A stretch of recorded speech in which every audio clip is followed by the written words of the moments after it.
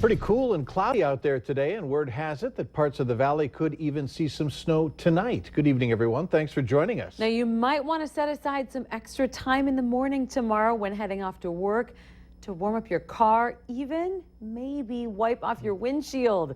Let's head over to Hutch Johnson for an idea of what we can expect. Hutch? Thanks so much, you guys. Yes, first thing we want to let you know is when you head to bed tonight, things will be changing as we go toward the morning hours, especially for our northern counties. Looking at the satellite and radar, nothing really close to us, minus the huge rainstorm taking place in Wisconsin and in southern Minnesota. But the snow that you see making its way out of Saskatchewan will be making its way to the northern valley by morning, mainly along and north of Highway 2 as we go through the morning hours. That's when we'll have the best chance of accumulation and wind gusts to, in some spots, at times up to 50 miles per hour. Good news on accumulations. It doesn't quite look like we'll see as much as we were seeing in earlier forecast runs. I'll have details by the end of the day. Some of us could certainly see an inch or so of wind-driven snow, more in just a few moments. Looking a lot more like winter. It will for some of us, All yes. right. Thanks, Hutch.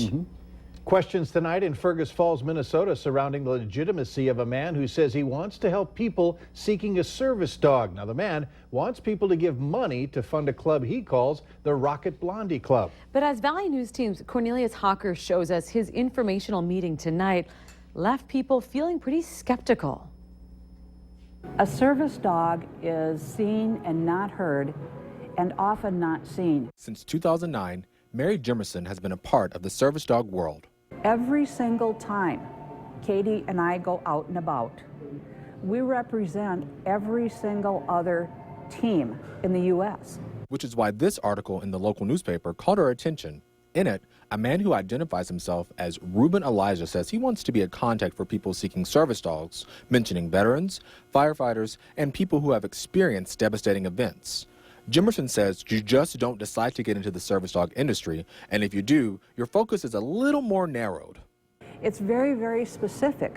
It's like diabetic alert, seizure alert, for mobility, for autism, for psychiatric service dog. There are a number of different ones, and you train each and every one differently. Jimerson and others went looking for answers. I gave him several opportunities to tell me about his plans. He gave me several excuses why he couldn't. A quick check online shows that he goes by several names. His LinkedIn profile says his name is Ruben Pinsky and has earned degrees from several universities. It doesn't add up.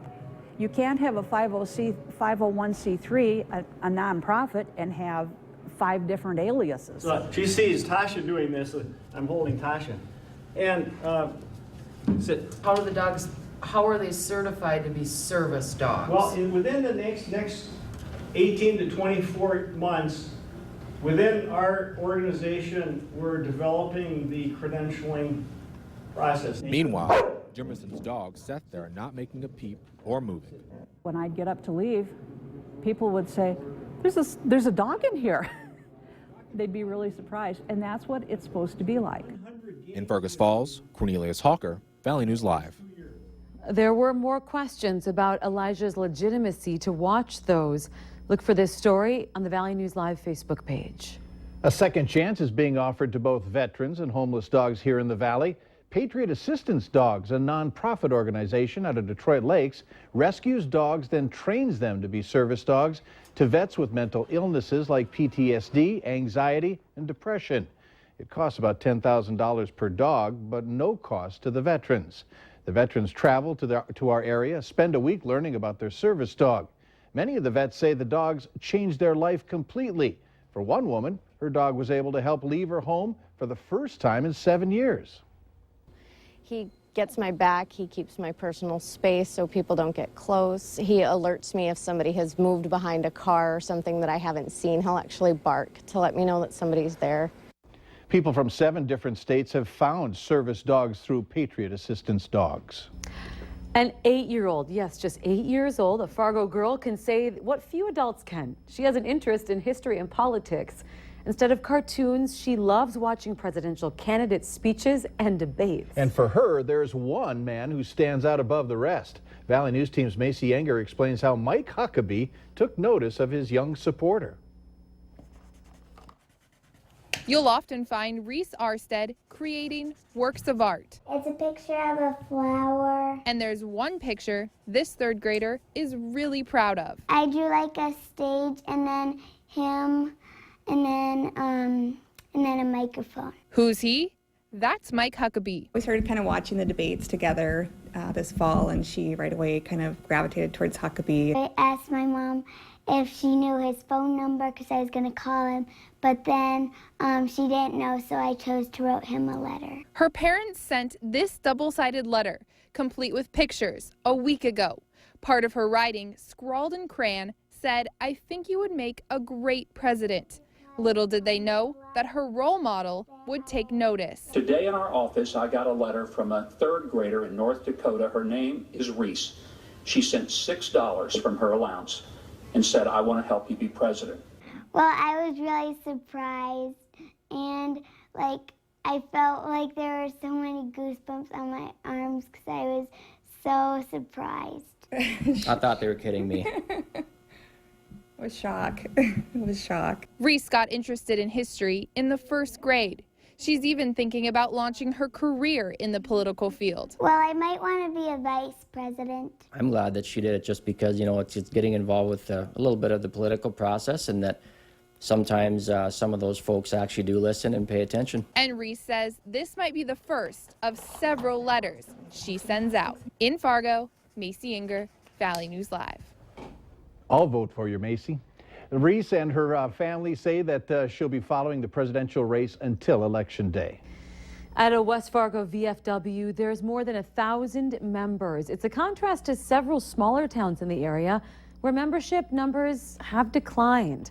The commander says that there's very few veterans around who fought in World War II or Korea, and it's much harder to get the next generation of veterans who fought in the Middle East or the Gulf War to join. He says younger veterans are busy, which is why it's important to stay visible in the community. Whether it's bingo, meat raffle, cruise nights, all the stuff that goes on, we do so much that we're visual and people see it. And then they say, hey, it looks kind of fun. And then they come over and then they join. The smaller communities, they just don't have the attraction of the people to come to the towns. Now, the commander says the continuous growth in West Fargo has helped bring in more members. On top of that, the auxiliary, which used to be called the Ladies Auxiliary, changed the membership rules, so now men can join as well. The Department of Veteran Affairs paid more than $142 million in bonuses to executives and employees for performance in 2014. Now, even as scandals over veterans' health care and other issues racked the agency. And among those recipients, Kimberly Graves, head of St. Paul's VA Benefits Office. She received a nearly $9,000 bonus in 2014 for her performance. This is the same woman an Inspector General report just concluded used her authority to improperly create an opening she filled in Minnesota and received $129,000 for moving expenses. When Congress tried to question her last week, she didn't have much to say. Ms. Graves, at what point did you put your name in for the St. Paul opening, the same opening that the IG concluded that you helped create? Mr. Chairman, upon advice of counsel, I respectfully exercise my Fifth Amendment right and decline to answer that question. The VA also rewarded executives who managed construction of a facility in Denver, a project years overdue and more than $1 billion over budget. You may have been seeing a glow of green illuminated by some homes down your street. That's because the Green Light a Vet program was in full swing for Veterans Day by replacing a regular light bulb with a green light bulb. The symbol allows people to show appreciation for our veterans and current service members. Green's the color of hope, renewal, and well-being. Green light is also a term commonly used to activate forward movement.